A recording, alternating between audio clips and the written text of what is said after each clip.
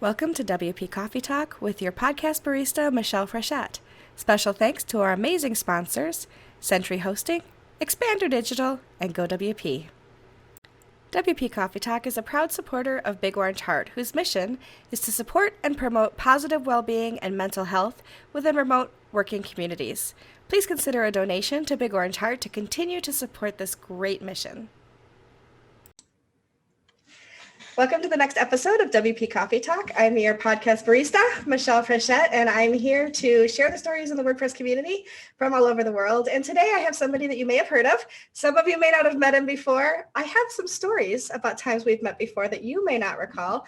But I'm introducing you today to Matt Mullenweg. Matt, thanks for joining me for my 100th episode. We're publishing this tomorrow as the 100th episode. Woo-hoo. I know, it's exciting. Congratulations on 100 episodes. Sticking with something for that long is one, really impressive. And thank you for it being an amazing contribution to the WordPress conversation and community. It's been really exciting. I've interviewed people in 6 continents. Still have yet to get it. Not Antarctica yet, although I keep checking for WordPress blogs and I keep emailing people because that would be super cool. But I'm going to Antarctica hopefully this year. And if Starlink is there, maybe we can do a quick little drop in or something. That would be cool because then we could say we've covered the whole globe. And that would be a lot of fun. So a lot of people do know who you are. I have a personal experience later about a conversation we had over lunch several years ago that proves to me that not everybody knows who Matt Mullenweg is. So give us a little bit, just the nutshell version, introduce yourself to us. I guess nutshell version is born and raised in Houston, Texas, which is where I grew up. I focused on, I got involved with music pretty early on. I played saxophone because my father played saxophone. And so from kind of second grade on, I was pretty active in the jazz side of learning jazz in Houston. And also my father was a programmer, really into computers. My grandmother had a computer at her house. There was early adopters of technology. A lot of the folks in my extended family were sort of in the Houston version of tech related, which usually meant working for oil companies. And so that was also something I grew up around and began to get excited, probably initially by video games and then later by, modifying them or hacking them or sharing them or, just it was an exciting time because the technology that was in our lives, including like the TI-89 calculator or whatever, often was modifiable, so you could kind of like, write a program or transfer something to someone else. So there's, Palm Pilots, you could beam apps to each other. There's just little versions of that kind of community side of technology, which has always been where I've been more drawn to.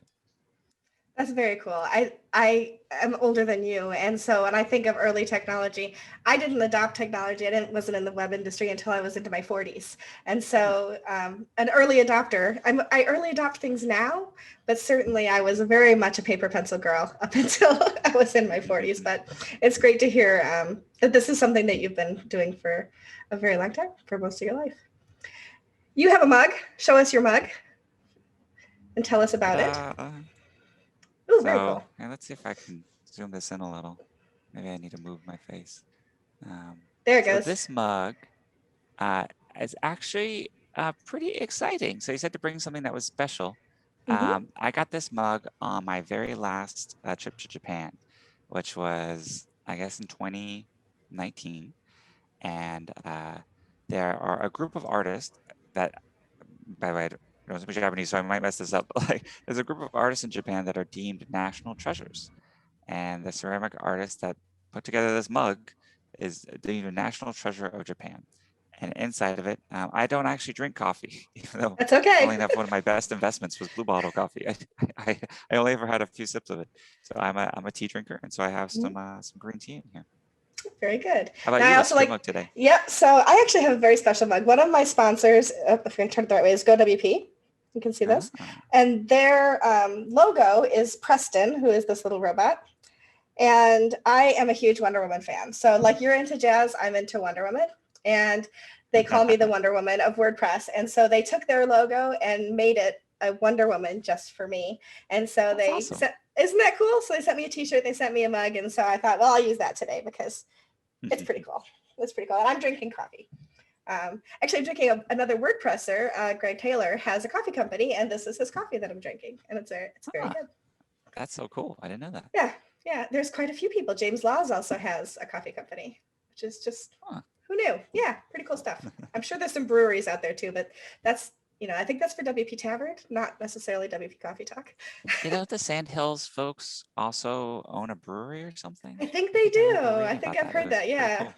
It is very cool for sure. So yeah, so that's what I got. So I ask people how they get started in WordPress. Mhm. Most people have heard my story. You didn't just get started with WordPress, you started WordPress. So tell us how that happened. Well, maybe it's good to rewind that, like where I got started with the things that led me to co-founding WordPress Perfect. alongside Mike Little. Um, so it, not a lot of people know because it's been so long ago, but WordPress was actually based on an existing open source project that was called B2 Cafe Log, B2/Cafe Log. That was originally founded by a fellow named Michel Valdretti, I think is how you pronounce it, in Corsica, France. So I got started on the forums of that software. Cool. So, they had SourceForge, which is kind of like a pre-GitHub GitHub, and I think just some web forums on the site cafelog.com that you could ask questions and people would help each other out.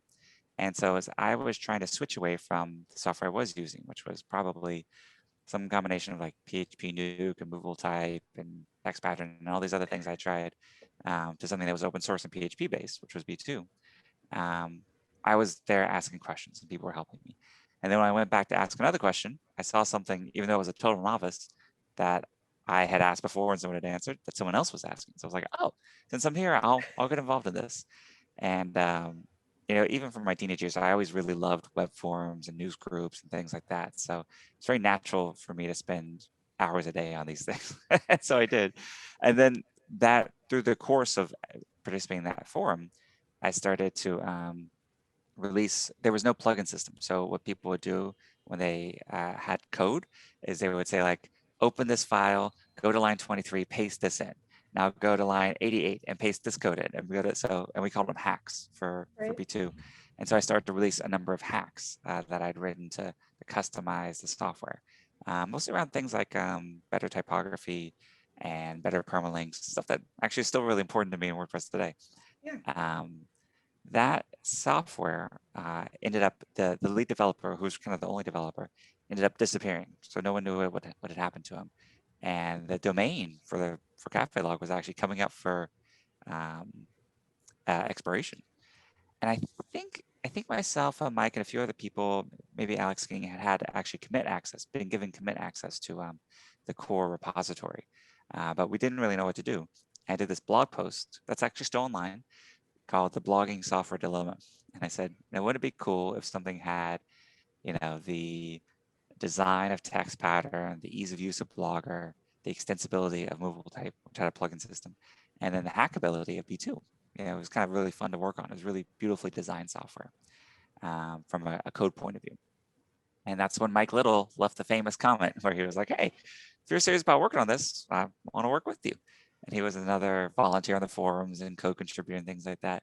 So yeah, just from that blog post and comment, we started collaborating from him in the United Kingdom, me in Houston, Texas.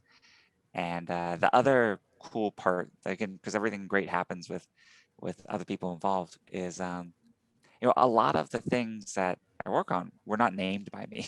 Like Akismet, my sister came up with that name.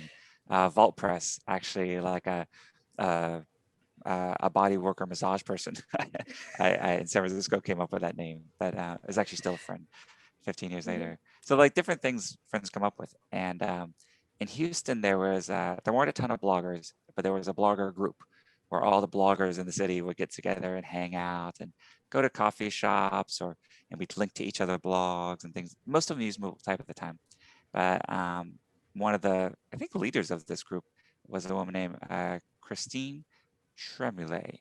Although her name was different at the time, it was before she got married.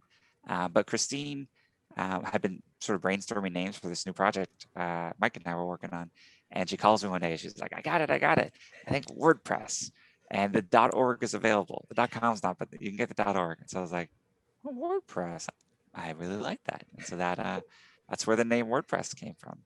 Awesome. And it was funny because at the time, the big criticisms we got was that the name WordPress sounded too much like TypePad, which was another blogging software. Mhm. I don't think it does, I but don't I think that they either. just had mobile type and TypePad were so dominant in the marketplace that everything was seen through that lens. And then the other big criticism was that there was no room for any more blogging software. There was so much already. There was like dozens and dozens and dozens of different ones. So the world didn't really need another one. And it turned out that they did. So I'm glad we Surprise. stuck with it. Absolutely. Me too. That's actually a pretty cool story. And I love naming things, by the way. So if you ever meet Oh, somebody, cool. just hit me up. I love that. And I used to run a massage school, and they Oh, use some massage therapists use something online called Soap Vault for their soap notes, and I'm sure that that's had something to do with WordPress. that would be interesting. Yeah, it's very Yeah. interesting. It was the woman's name is Heyman, and after I gave a talk in San Francisco, she came up as like, I really appreciate WordPress so much, and thank you. Would you like free body work? And honestly, I was kind of weirded out. I was like, what is this? But I later looked up, and that was her profession. She had an office, and actually, it's been tougher in COVID times, but I think that was like 14 or 15 years ago, and Yeah. have seen her when I'm in San Francisco ever since. Oh, very cool. Yeah, I have a very deep appreciation for massage therapists. My very first WordPress website, I started a nonprofit organization here in New York State called New York Massage Alliance because I had run a Oh, massage school cool. and I realized that as massage therapists graduate, they know body work, but they have no clue how to run a business. And so my friend Mm. and I, who was a massage therapist, we started a business or a nonprofit to help them after they graduate. And her husband built us a WordPress website, and so we Yeah. started sending him all the content, and he said, whoa, no, I built it, but you have to populate it. And he gave us logins. So that was the very first time I ever Ah, logged into a WordPress website. I was terrified because I just was convinced I was going to just tear the whole thing down. But that was about 350 sites ago that I've built since then. And it was absolutely the first trickle of me now having an entire career in WordPress. So it's just so cool. And that's it's so cool to cool. hear everybody's stories about how those kinds of things happen. And there's definitely some common threads there. I think Jen Milo as well has a background Cool. there. One of the early sort of design leaders in WordPress. Mm-hmm. Yeah, very cool stuff. As a matter of fact, I didn't understand how to purchase a domain and then actually have a site. Like I knew I could buy a domain and I knew I could work in a site, but I didn't understand how those things went together. Connect them So her together. husband, It's still kind of tricky, actually. it can be for sure. And so her husband, they had 5 children, said, if you come over and make dinner, I'll teach you how to do that. And so I went over, I made dinner for the kids, and he taught me how to do salt keys. And he didn't want me to do any one button install. He wanted me to understand how it worked, download, upload, all of that. So that was my first real lesson. It's kind of amazing how many people's WordPress stories start with someone helping someone else out. And so Absolutely. whenever I'm at a WordCamp and someone says like, how can I contribute? Like there's so many different ways to contribute to WordPress. Yeah. But the thing I'll always try to say, if I remember, is like, just help one other person get started with it. And that sort of like personal teaching someone how to use WordPress is really a lifelong gift that either maybe they use it once every couple of years when they log into or get a new job or something. But for some, it's, including both of us, it's become really a life Mm-hmm. transforming thing Yeah. where it's become a community, a mission to democratize publishing, a set of Absolutely. skills, a way to make a living. Like there's a lot that when you learn WordPress that's unlocked. Mm-hmm. My company that I work for is Give WP, and our mission is democratize generosity. And Mm. I ran for public office where I used our software on our website. And this morning I woke up and thought, oh my gosh, I missed the opportunity to put on the website that I was democratizing democracy, because that would have been like the inception. That's pretty Inception of the funny. whole thing.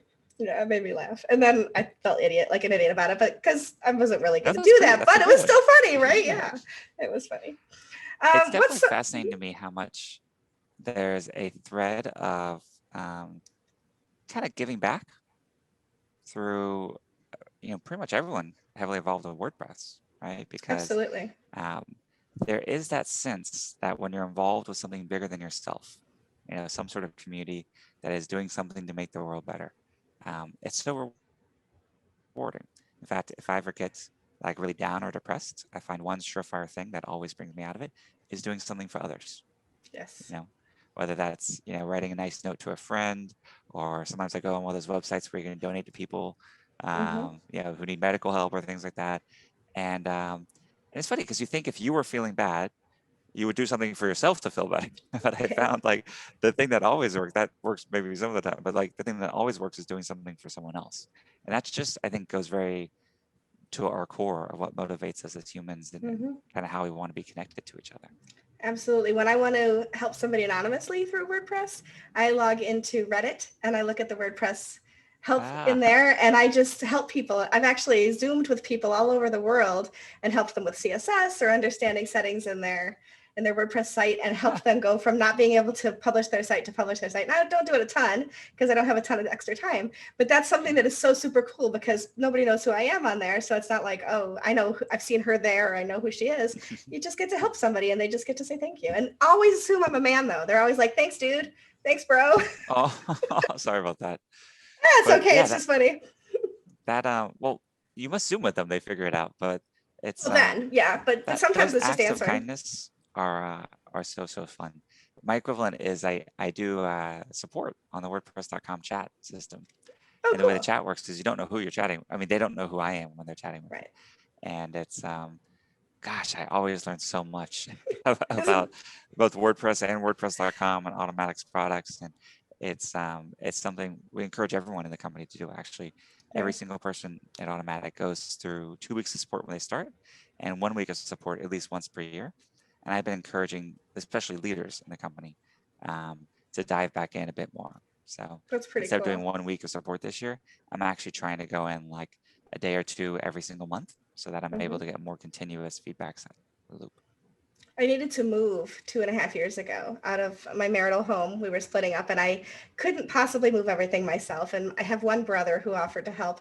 And I posted on Facebook, if anybody has the ability, I could use bodies, I could use cars, I could use this to move all my stuff. And I posted, meet me at my house at 5 o'clock next week. And 15 people from the local WordPress meetup showed up. Whoa, So that's yes, so cool. our community is phenomenal. Globally, locally, I think I have never been as happy in a community as I am in the WordPress community. So yeah, And it's amazing how things that would be insurmountable for a single person, the load right. becomes lighter and lighter and lighter the more they share it. And that's kind of Absolutely. the beauty of open source. I mean, what we're doing is essentially creating software that Adobe charges millions of dollars a year for, you know, Mhm. Yeah, exactly. and it would be really hard for any one person to do it. But when you have hundreds and thousands of people working together, it's Hmm. almost I think a lot of Amish barn raising, right? The idea the whole community comes together and builds a Yep. house for someone. You know, that's kind Hmm. of what we're doing. We're building the thing that builds the houses, but That's right. um, it's fun collaboration, and Yeah. I get so jazzed by that. And I had a conversation the other day where someone was saying like, why do people work on open source if they're not getting paid for it, or not getting Hmm. paid enough for things like that? And I was like, I think when you tie it to that extrinsic motivation, that's actually when everything breaks down, Hmm. because Yeah. a lot of things that we do, a lot of things I do for WordPress, I get no remuneration for, probably never will. Hmm. But there's that satisfaction of, participating. That Absolutely. that is I would pay to do, you know. Exactly. No, and I have because I've hosted hackathons and charged people to come in the room and they Mm. pay it to come help other people build their sites. And it's just so super cool when that happens.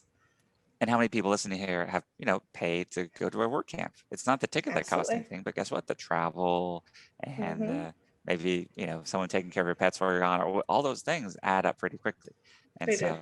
so that's part of the reason we keep the tickets so inexpensive, because we realize that people are making such a big investment just to be there. And to me, that's really, Hmm. really special. In fact, the Yeah. only reason we charge for tickets is that for no shows. The first WordCamp, which was in San Francisco, with only like a week notice or something, 10 days notice, we had over 300 registrations, and it was free. And so we got barbecue for 300 people, t-shirts for 300 people, etc. But then like, you know, because it was free, 80 or 90 of them just didn't show up. Right. And so it was funny. I ended up putting like 25 pounds of brisket in my freezer, and I kind of lived off that for like 4 more months. But it did seem like such a waste of t-shirts and extra food Yeah. and everything. So we're like, okay, we'll charge enough that people will want to show up, but not so much that it's a barrier But for it's anyone. Exactly, exactly. So the next question I want to ask you is, what are some of your favorite WordCamp or meetup talks or experiences? But specifically, has there been a moment, somebody you met at a WordCamp, a talk you heard, an experience that you had there that was really pivotal or inspirational to you? Hmm. I can't think of a word camp I've gone to where I haven't changed my mind about something. That's good. So it's really, I think every single one, I always try to, even if it's a topic that I know really well, Hmm. seeing how someone presents it, I think could be really fascinating. Like, oh, okay, they're talking about CSS, which I know, but here's how they're introducing people to the concepts, and here's how they're explaining the box model, and here's how, which parts of it they're finding exciting. And then I'm also watching the audience. Right. When are people kind of drifting off? When are people like really engaged? How is the speaker bringing people in? Like, I see some Hmm. speakers that are very interactive. They ask a lot of questions. They have people lower their hands a lot.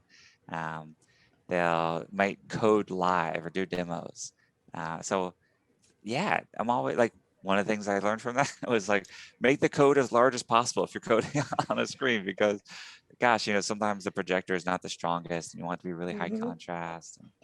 Um, and then thinking about that beyond, one thing that's been on my mind a lot this year is a recorded WordCamp talk is probably not the best way to teach someone something online. So True. how can we, take this idea of teaching someone intro to CSS, but Hmm. really make it like interactive in a way, or maybe a cohort-based learning, or do something, Hmm. um, whether that's on learn.wordpress.com or wherever it is, or .org, to try to help people get through something in a more engaging Yeah. way. So I've been thinking about that a lot. Yeah, I think about how to help people and teach them. And so I think that's something that I think a lot of us are thinking about, and it'll be interesting to have one central place where that perhaps can happen. There are a lot of online courses and things like that, but to find some place where people can access it for free and can really learn workshop style or whatever, I think is going to be really good. So I'm going to be watching for that for sure. WordPress is already some of the most powerful software in the world. If you took Hmm. WordPress plus all the themes and plugins and with light amounts of customizations which you can create, it is almost unbounded. And the commercial demand for that is almost unbounded, right? Because Yeah. everyone, you know, we forget, but even in the US, there's still like 200 million businesses that don't have a website. Hmm. Isn't that wild?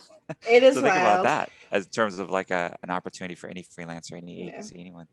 Um, so yeah, it is like we've come so far, but I still feel like it's day one of the opportunity Yeah. for reaching people about WordPress.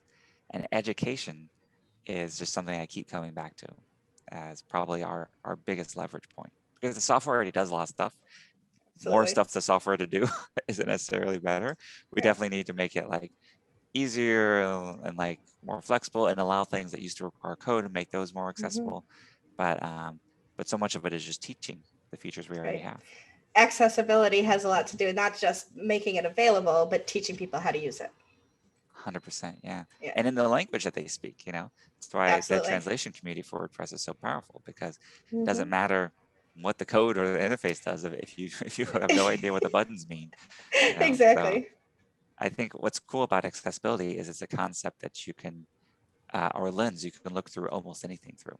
Hmm. And there is sort of maybe like big A accessibility when we talk about the WCAG standards and stuff like that. Right. But then there's like, does it work on the device someone uses, on the browser they Exactly. use, on their mobile device, on the language that they speak? Hmm. Are we, in the language they speak, are we using terminology that's, something that people understand?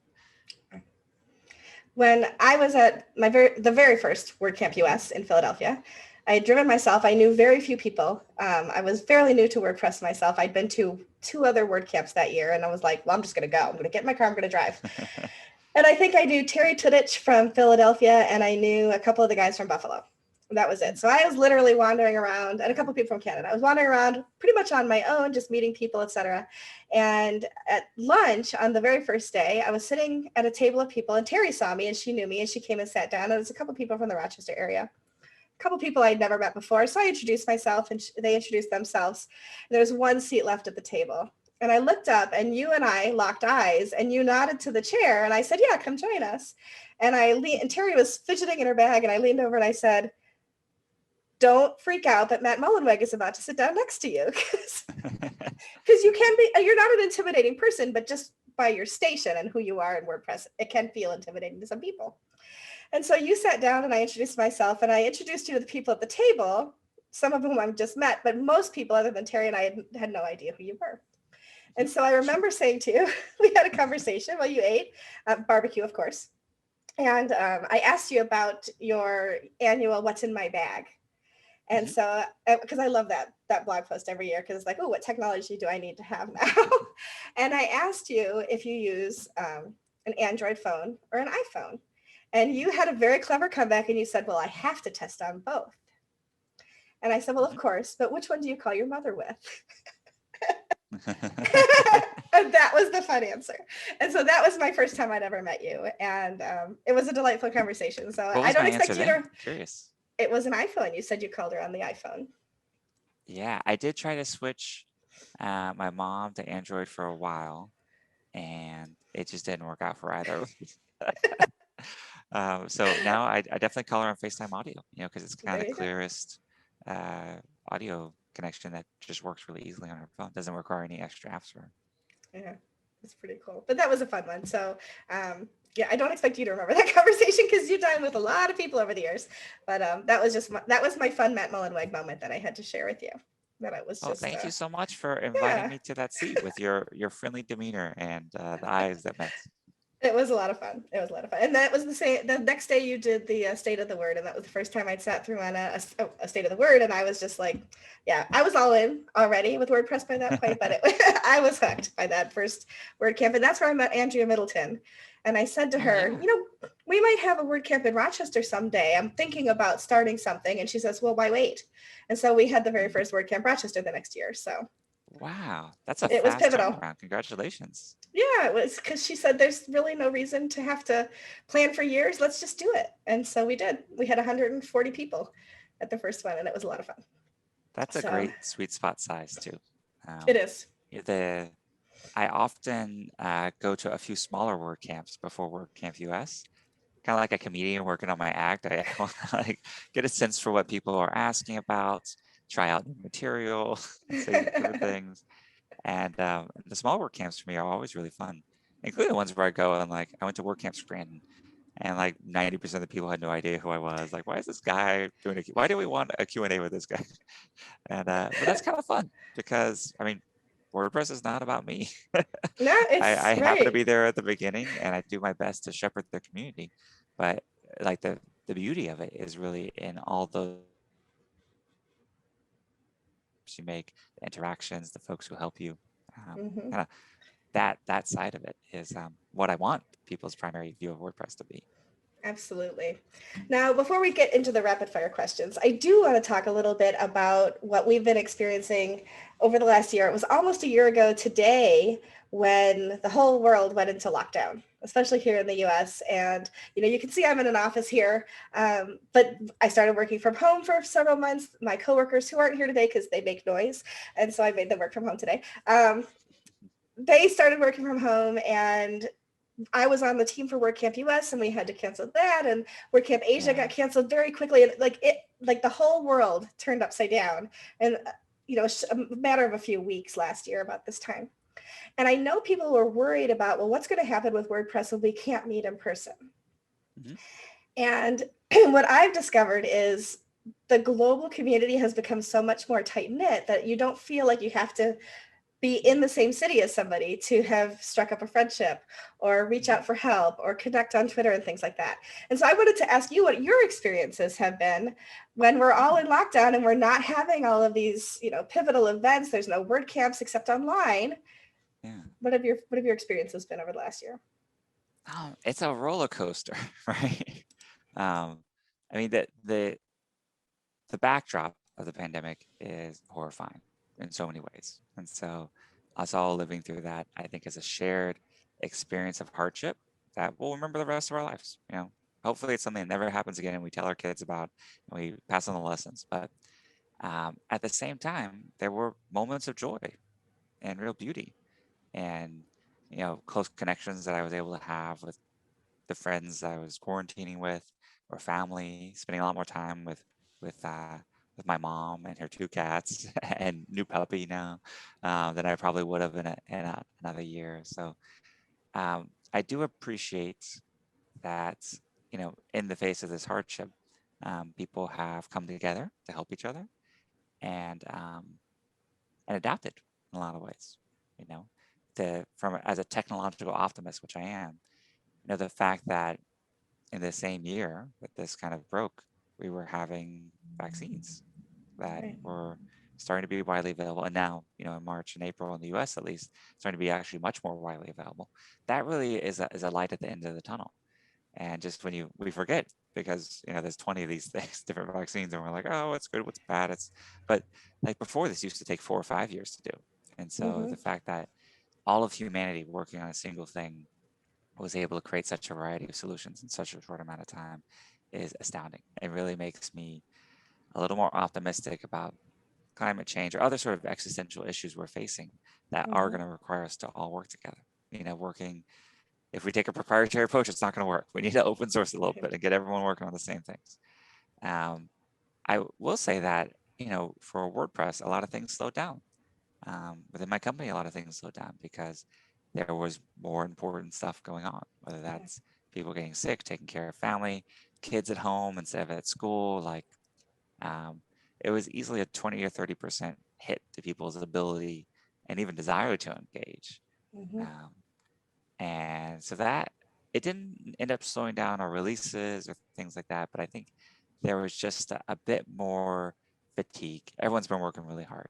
And I Yeah. think, folks who were lucky enough not to be directly impacted, like I didn't Mm-hmm. get anyone in my family, knock on wood, um, you know, those people would also pull extra hard for those who were impacted to keep things Mm-hmm. going. So that kind of combination, I think, was a unique year. Um, the opportunity that we tried to seize from it was doing more online. Um, like many, I can't wait to see other WordPressers again and get together.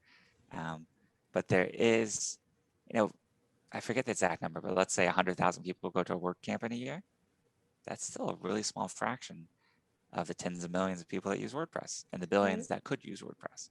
So how can we make the community experience, the awesome parts of our WordCamp, become more asynchronous, more accessible to folks in other countries or that can't travel for whatever reason, whether that's economic or family or visa issues or whatever. Mm-hmm. Um, you know, that there's so much to do there.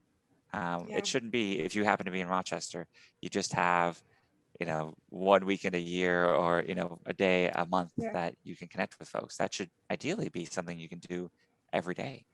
Mm-hmm. Absolutely. I think, like, for example, I would never have been able to speak at WordCamp India if it had only Mm, been an in-person event, but I was able to speak at WordCamp India last month and talk about the good things that I found that were happening in WordPress through the pandemic. The talk was WordPress in the time of a pandemic, and oh, wow. and obviously, like you said, reflecting on the negative things that have happened, not downplaying the loss that we've experienced over the last year, but you can still find the joy that's left after Yeah. those kinds of things. And having some of those online experiences that we've had and the way that people have embraced one another, I think is something that really has risen to the top. And I'm just so grateful to our community for that, for sure. The thing that was unexpected for me that ended in the WordPress world that ended up being the hardest was the state of the word. Because it was pre-recorded, which you think would make it easier, but it was Oh a no, it's hundred not, times that's not harder. easy. It's not easy at Oh my all. goodness. And it was just me in a room looking at a camera.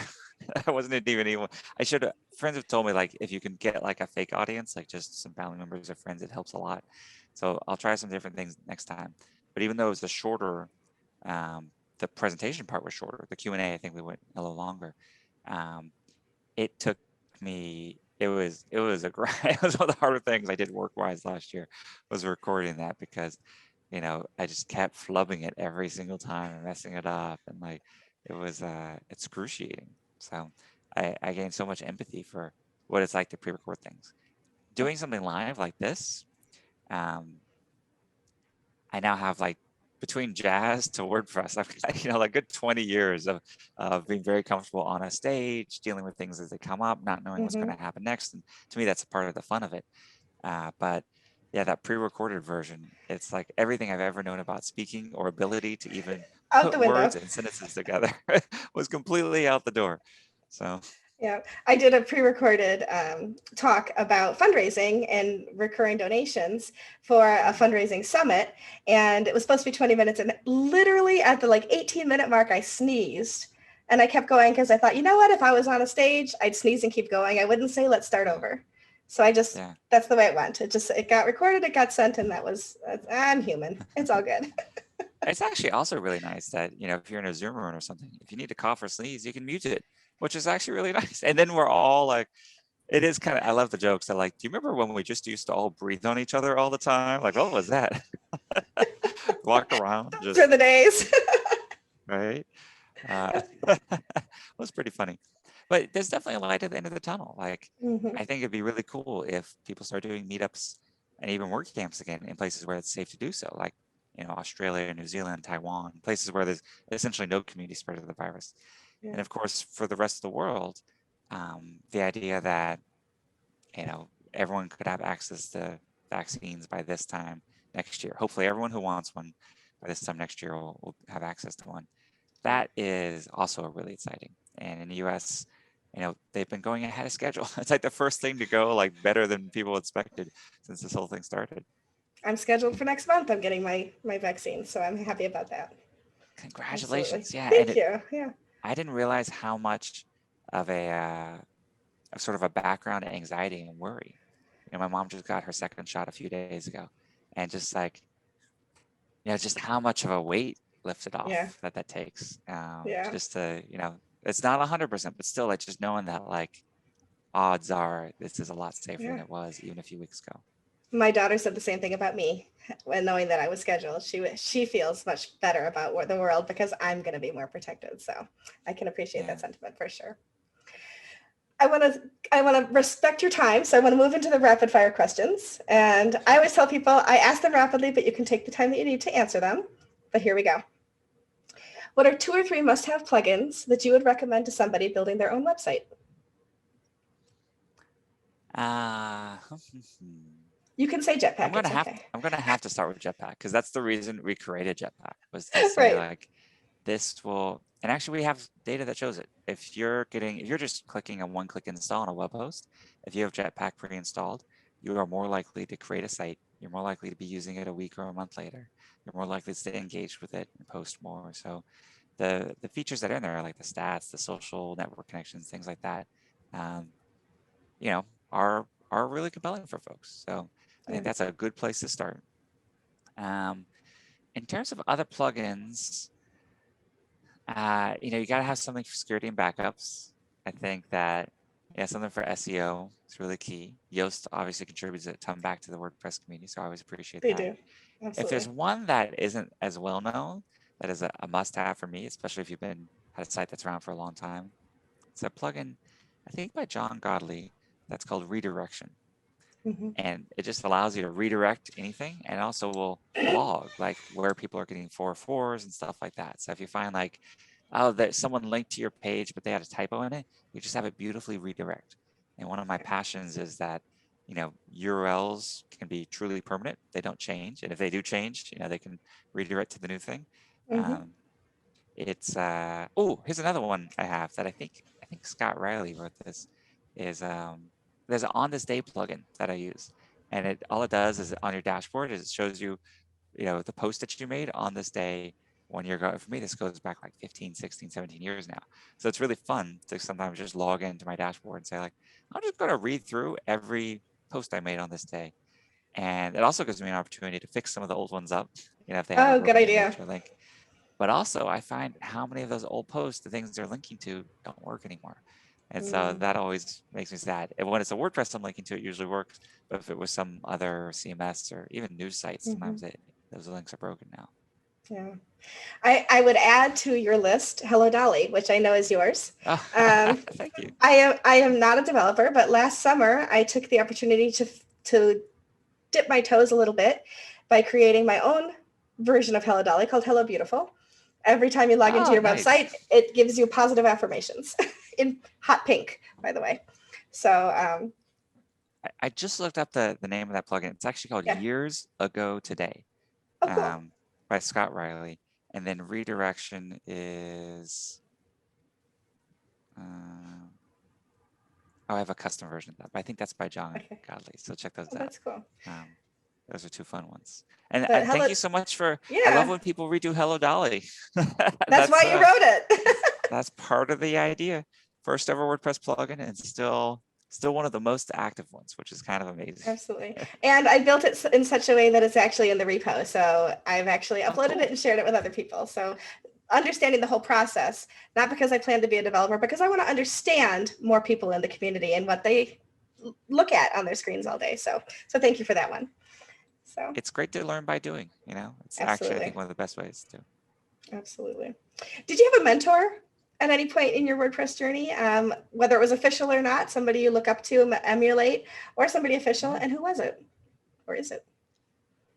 I would say every leader in WordPress, going back to like Ryan Bourne, or Alex King, Jen Milo, um, has been highly influential. I feel like that's kind of the beauty of it, is that we can all learn from each other while Mm-hmm. working together on a shared product.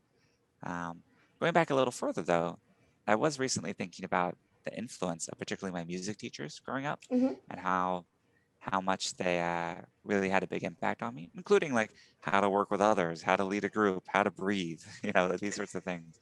And so I recently added to my about page at Mm-hmm. ma.tt/about a list of thank yous. And those are pretty much all teachers in Houston, and they're almost all like music teachers, um, that have really stuck with me thinking back, 30 years later, Mm-hmm. who changed the course of my life. That's very cool. I like that story a lot, actually. The next question is similar, but who is somebody that you admire in the WordPress community and why? Two people that I work with a ton, like I skip to work in the morning thinking I'll be able to interact with them, are Matthias and Josepha, who are also leaders in the Mm-hmm. WordPress community. So I interact with them probably a little bit more. Yeah. But both totally different, totally unique, and bring something just really beautiful Mm-hmm. to what we're trying to do. And with Josepha's leadership of, well, all of the things, and then Matthias like being like the spark that turned into Gutenberg, which is now transforming the way the web publishes. I just really enjoy uh, working with both of them. I feel really, really lucky to be able to count these as two people I get to talk to all the time. Yeah, I think you're lucky for that too. I think they're fantastic people and they're good leaders. And Josepha's leadership of having an all-women release squad, which I was lucky enough to be part of, I think was just inspired and brilliant. So yeah, no, those are great. I think those are great people to name for sure. Thank you for contributing there. Yeah, it was really fun. It was good to, it's nice to have my name on there too, right? To feel like you've Right? actually, you It's contribute to the pretty fun. community a lot, but yeah, to be able to look and see your name there is pretty cool. So I love it. And that post is always going to be up. So 20 years from I now, you can know. say, look, there's my name on WordPress 5.6 or 5.7, or, hopefully more in the Exactly. future. Maybe so. I would not put that. I would not say no to that for sure. This might be a little bit of a strange question for you, but what's something that you want to learn in WordPress but that you haven't tackled yet? Something I want to learn in WordPress. You know what I haven't, has been on my to-do forever, is actually putting up a WooCommerce store. Which is funny. We've had WooCommerce for so long now. I've interacted with it a lot, Mm-hmm. especially like demo sites or test sites or other things. But I don't actually have a store online where I sell anything. And I think it'd be fun to maybe like sell some photos, or maybe Mm-hmm. NFTs of photos. I don't know. There you go. Just to kind of experience the whole process of a store owner dealing with real customers Mm-hmm. and really shipping things out and stuff like that. I'm not trying to get a new business or anything, but I think that the best way to learn is by doing. Mm-hmm. So I would love Absolutely. to actually have the experience, even if it's just up for a month, and say like, hey, I'm gonna like work with the local printer. I'm gonna FedEx these things out myself. I just want to experience every part of what a store owner goes through when they're Mm-hmm. putting on a business online and using WooCommerce for it. I mean, I wholeheartedly support that because I use GiveWP on other nonprofit sites so that I have the same kinds of experiences and understand from the customer perspective as well. So absolutely. By the way, are we using GiveWP on the foundation site? I don't believe so, but you should. Let's talk Oh, later. I thought we were, so I apologize if we're not, but No worries. check out GiveWP anyway. We can certainly talk about that later. Which also, this is a question I did not have in the list, but there's this thing, at least in my company, that we call the Battle of the Mats. So there's like Medeiros, Cromwell, and you. And there's always this like, who's one and who's two and who's three. And my funniest story about this is I don't even remember who I was interviewing on one of my episodes. And I said in the question where, who do you admire in the WordPress community and why? A lot of people say you, but they usually say your last name too. And I work for GiveWP. So somebody said, I'd have to say Matt. And I said, Matt Cromwell? And they said, no, Matt Mullenweg. And I was like, oh yeah, that's right. The other Matt. The secret society of Mats, we're actually like the Illuminati of WordPress. We're just really doing things behind the scenes. And all the Mats are pretty cool. I hope we get more Mats in the future. There you go. Room for many Mats in the WordPress community. There And is. you can just call us our last name or something. I think it's cool that Matt Medeiros has the Matt report. I do too. It's kind of funny. I was telling someone that was going on that podcast, I'm like, I'm going on the Matt report. And they're like, is it about you? And I was like, no, it's a guy named Matt that also talks about WordPress. And we're going to talk about, different things in WordPress. And it's a lot of fun. That is fun. So yeah, so you might not be the first Matt that I always think of because I have to report to a different one, but you're up there. I have to say you're up there. So thank you. I appreciate that. Of course. I'm always giving my friends a hard time when they're like, they have other Matts. I'm like, yeah, but if you Google, who comes up first? That's right. That's right. If you Google Michelle and WordPress, I come up first. So that's kind of cool. That's really cool. And actually, way back in the day, I had this goal to be first on Google for Matt, and then achieved it, partially because the early developers were all in the default blog role. So when new WordPress sites would get created, it would link to, Mike and Alex and me and Ryan, different folks. And so for, I think like 5 or 6 years, my business card just said, go to Google, 2, type in Matt, 3, press, I'm feeling lucky. That was all. I think I have a phone number there too. That was all the business cards said. That was That's kind funny. of a fun cheeky joke for a little while. But then Google personalized and changes, and I think the number one Matt now is that YouTuber that like does the dance. Oh he yeah. goes around the world and does the identical dance. That is I think the number one Matt right now. It's actually kind of a cool concept too. So if you're going to lose to some Matt, that's a decent Matt to lose to. He's definitely a better dancer. So I'll bow down there. There you go. So the next 2 questions I have, I did ask you at the State of the Word a year and a half ago. So it's going to be interesting. Your answers can change to any of these anytime, of course, because nothing's ever set in stone. So after you tell me, I'll tell you if it's what you said before.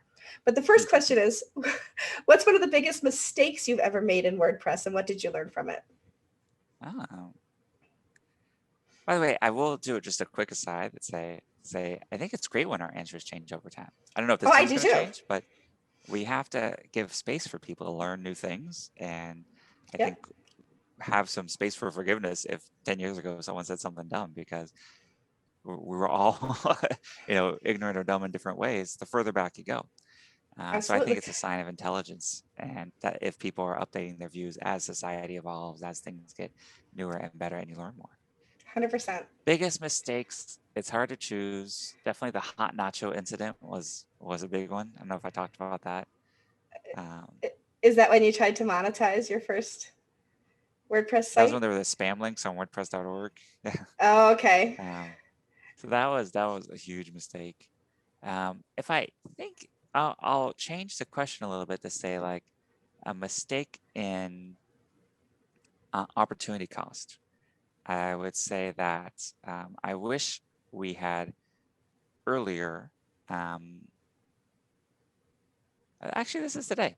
I wish earlier we had made themes more like plugins, how people interact with them, and created more ways for people to sort of modify the design and everything inside of WordPress in a way that still allowed the backend theme to be updated, but the customizations could persist. So imagine if like For example, when you went to customize a theme, it invisibly and instantly created a child theme with all of your customizations. And then the backend theme would auto update. And then the theme directory was totally open like a plugin directory. So it had, any number of things. And I think that would be, by the way, I still think we're going to do that with the block pattern directory and other things. For But sure. um, themes are definitely an area that we've probably not paid as much attention to in the past, honestly, decade of WordPress and need to loop back around to. I saw Catherine Pressler at one of the WordCamp US's give a talk about the CSS block or the CSS area of the customizer when that first came out. And that was my big mind blown like talk I've ever sat at, because I no longer had to have a plugin or know how to create child themes and things like that. I could just literally go plug it in, see what happened, change it on the fly, kind of do those things. And I thought that was brilliant. So yeah, some more of that's great. I think that's fantastic. And what if like all the, you could easily take a snippet of that CSS and submit it back to a directory attached to that theme. And then other people could find that CSS mod and add it to their theme, or, kind of like, treat those little snippets almost like little atomic chunks of things you could add and modify. So I think that, when we make things community driven, when we make it collaborative, that's when things get really, really good for WordPress. What did I first answer with that? Was the that first answer it was that you tried to monetize one of your first WordPress websites, and with links and things that it failed on you. Yeah. It was hot notch. Okay. Yeah. So same answer as your earlier answer then. It was not just one of my bigger mistakes, but it was my first time being in mainstream press. That got covered in like MSNBC and like all these sort of the Register and everything. And the article, some of them were quite mean. So I was like, what is going on here? Like I'm talking to my sister. She's like, yeah, I saw you on the news. I'm like, uh-oh, that's not what I thought I was going to be in the news for. Things happen. We have to give ourselves room to grow. It's all good. It's learning. As long as you learn from it, you can make mistakes. Learning from mistakes is actually a good thing. But it led to the creation of Akismet. There you go. I love Akismet. I use it all the time. When the next question is the opposite question. What's your proudest WordPress moment? I remember the first time I saw WordPress translated. That was pretty amazing to me. And we didn't have a translation framework at the time. And so a gentleman in Japan had gone through and opened, hundreds of PHP files and gone through it line by line to manually translate it, which of course means you can't upgrade or anything like that. So that's why we created the translation framework. But just the fact, both that someone took the time to do that was astounding to me. And two, when I installed it and saw like this Japanese version of the software, blew my mind, right? Because the Japanese script, katakana, hiragana, kanji, like is so different from the Latin alphabet. I was like, wow, this is like, I'm on a different planet. And it was very inspiring. Absolutely. I do a lot of work with Big Orange Heart, and so whenever I log in, because it's based in the UK, I see things like bin instead of trash. And the first time I even just saw that, it took me aback, and I was like, wait a minute. It was kind of fun to see. So it is definitely, and I get to see the insides of other sites around the world now working with Give, and so I don't always understand the Italian, so I have to open up my website to see what that translates to. Yeah. Go back and forth. So it's very cool. The last time I asked you, you said it was releasing Gutenberg. So I can see there's lots of proud moments. Yeah, that was a good one too. If you weren't working in technology at all. We just had 100 releases of Gutenberg. So since we're on the 100th podcast, I think fun to celebrate that 100th release of Gutenberg. That is cool. And you can see over my shoulder that way. Give WP just hit 100,000 active installs. Whoa, congratulations. So yeah, so it's 100 is a good number, isn't it? A lot of hundreds. A lot of hundreds, for sure. Gotta keep it 100. Absolutely. If you weren't working in technology at all, what career would you like to pursue? In technology at all? Yeah, usually I think about it in other things I do in tech, because I am kind of tech through and through. Yeah, I changed it all up. I'm going to challenge you. Yeah, I probably, if you'd asked me when I was younger, I probably would have said music, because that was actually what I thought I was going to go into. And the tech was just kind of like a day gig to fund, the jazz musicians don't make very much. The other passion I had that I could have seen going into is macroeconomics, which I studied a lot. I had a lot of early engagement and success in. Got to meet Milton Friedman, Ben Bernanke, Alan Wow. Greenspan. There are like some different competitions and things I was doing, and really just enjoyed this idea of incentives and societies and how you can use essentially the rules of the game to create a more just and fair society that also drives growth, right? Because when there's more of everything for everyone, that you can have like an economics of abundance. And where humans can sometimes get a little messy is when they're fighting over a shrinking pie. That's absolutely true, for sure. What's something on your bucket list? Oh, well, one thing I am hoping to do this year, and hopefully like it happens, because obviously is I think 6 years ago, I planned this trip to Antarctica that's supposed to be this year, Mm-hmm. where there will be a total solar eclipse over a penguin colony, like one of those super Oh, penguin colonies. I can't And wait to no one see the knows what the pictures. penguins are going to do. It should be fun. I've been to the South Pole before, Uh-huh. so I've been to Antarctica and done some cross country skiing and stuff there. So I'm also just looking forward to exploring one of the great unexplored places on the planet. Very cool. Mine is to give a TED talk, which is very different than that, Oh, but that's my bucket list item is to give a TED talk. I Um, could totally see that. it'd be so much fun. And my topic is comfort zones and how to like. I was the shyest child you ever would have met. Even in high school, I was a shy kid, and theater is what pulled me out of my shyness. And doing, Wow, I'm a singer, and I did musical theater in high school, and so that kind of pulled me outside. And my theory of concentric circles as comfort zones. So that's what I would talk about. that's a cool example. I actually just finished a book called The Body Keeps Score, an incredible book about like trauma treatment and other things. And one of the Mm-hmm. chapters actually talks about, I think, a theater group in Boston that takes folks who are like extremely bad, like the worst kids who've had the toughest lives and behave the worst and all these sorts of things, and they produce like a Shakespeare play together. And as you would have guessed, because it's in the book, it's pretty transformative, the Yeah, effect on people. it was for me for sure. I wasn't a bad kid. I was just a really shy kid, but Mm, it's amazing. Like music, have the discipline that comes with theater is pretty interesting, and can you yeah. can grow so much from it. It's funny. Show, I kind of forgot about that but my sister is much more into theater than me. But when I was young, like I was in oh gosh, what's the musical? I was that tap dancing Nutcracker in Godspell.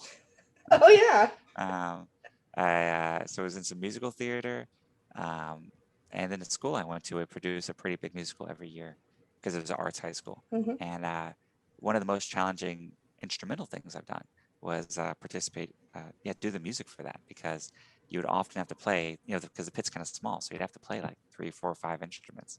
And so that's how I Hmm. learned clarinet, piccolo, flute, like a bunch of these other things. The music is really hard. Like those musicians, if you go to Broadway or any of Yeah, those things, are crazy good they have to be almost athletic to be able to keep up with what they're doing. and Absolutely. do it twice a day, 6 days a week. Like it's pretty incredible. Exactly. It is incredible. I have just two questions left for you. Show us or tell us about a hidden talent that you have that people in the community might not know about. A hidden talent I have. I am, I think, in the, it's definitely, I'm the top 1% of profession or passion. I don't know if I'm actually that good at it, but I love home networking and Wi-Fi stuff, particularly everything in the Ubiquity kind of ecosystem or Unify. And so I'm always setting that up for friends and tweaking my own system. And in Houston, I converted my network to all be 10 gigabits. It's just something I'm always tweaking about. And it's a fun way for me to, stay connected to technology. But also, if you help someone, if you like fix someone's Wi-Fi, they will thank you every day. If That all of is a sudden true. they're getting 5 bars where they were getting 2, or things, Zoom Yeah. calls are working better, like it has such a big impact on people's quality of life that it feels like an amazing gift I can do for folks for honestly it's not that expensive, especially Yeah. when you consider how much of people's livelihood is now going through their Wi-Fi and their home network. For really just a couple $100, you can make it super, super good. It is amazing. I and put a mesh network in here, and it quadrupled the Oh, speed cool. of our network here. So it was amazing, truly amazing. Um, how can people find you? I know how to find you, but how do people find you online? So website, Yeah. Twitter. I've got 3 WordPresses that I use a lot. One is at matt.blog. It's kind of a photo blog. One is at ma.tt, and that's one of the first WordPress blogs in the world, maybe the first. So I've been writing on that for 17 plus years.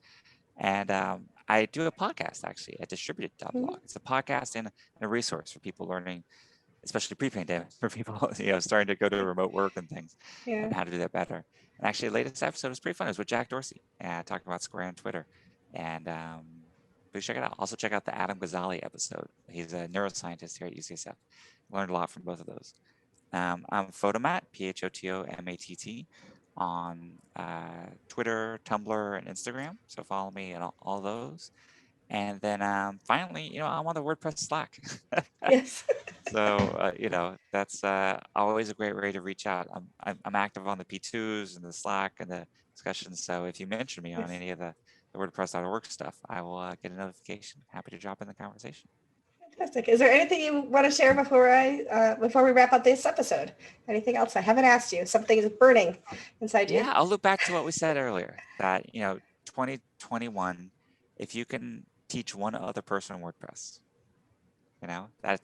that would be an incredible gift to the WordPress community. So if you feel like you've gotten something out of WordPress, an amazing way to give back is, again, just help one person really learn WordPress inside and out and have a great online presence. Absolutely. If you're listening to this online and you want to learn more, you can go to WPCoffeeTalk.com. Look for Matt's episode. We'll have the show notes there. Matt, thank you so much for being here. But I'm gonna wrap this up, but don't go anywhere because I want to have a couple little notes for you after we stop recording. But thank you so much. Publicly, thank you for being here on the show. Really appreciate it. I know you're a busy man, so I appreciate that you're able to take the time and do things like this. Thanks so much. Thank you. I'll see you all around WordPress. That's right.